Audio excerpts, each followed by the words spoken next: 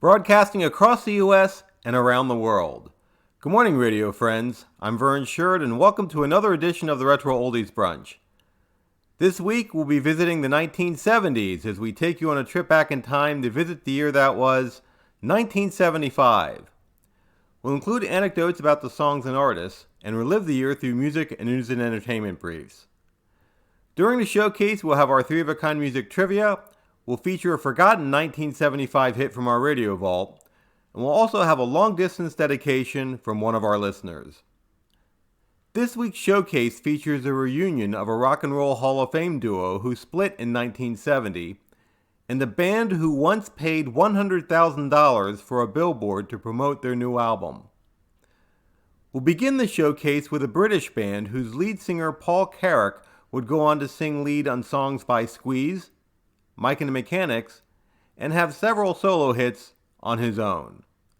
This is Ace with How Long? And now we're up to the song that was born out of an impromptu reunion of Rock and Roll Hall of Famers who last hit the top 40 in the fall of 1970. This song was included in each of their solo albums and tells the story of a young man who is happy to get out of the town he grew up in, as the town had no future to offer him. I never meant nothing. I was just my father's son. Saving my money. Dreaming of glory.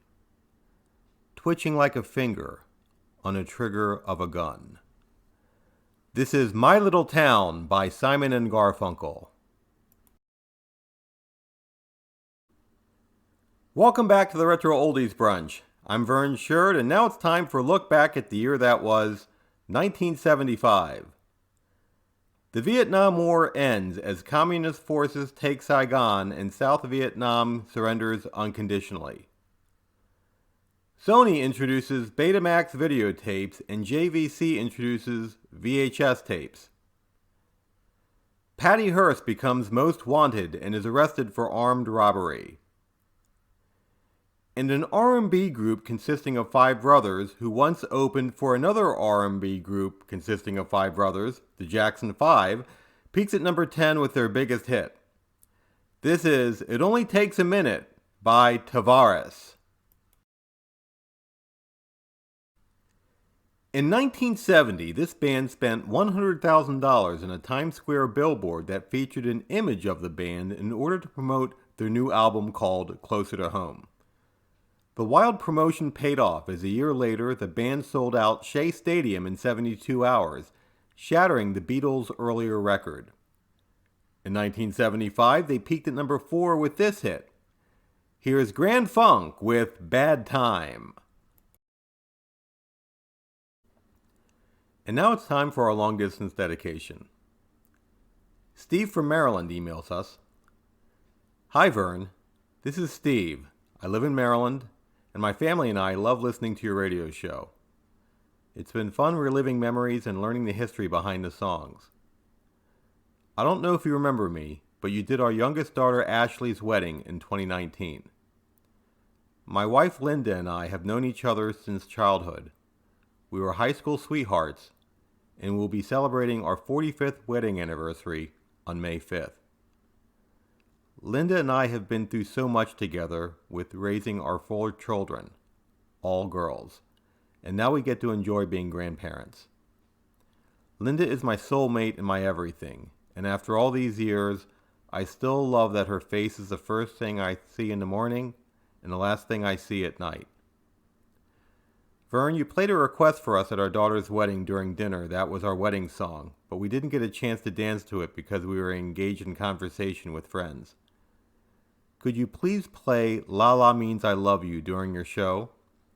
I would like you to play it as a surprise dedication from me to Linda, and I will invite her to dance with me when the dedication airs. Please let me know the air date in advance as we occasionally have our entire family over for weekend brunch. Thank you, and I hope all is going well with you and your station. Steve.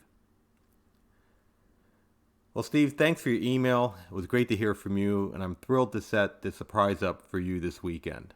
Congratulations on your 45th anniversary, and a big congratulations on raising 4 daughters. That is no small feat. I think of your time together as a journey, so here is your long-distance dedication. Welcome back to the Retro Oldies Brunch.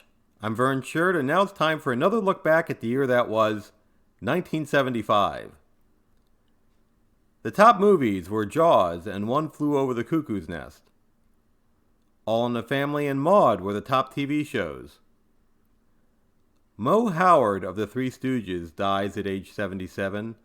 In The Twilight Zone's Rod Serling dies at age 50.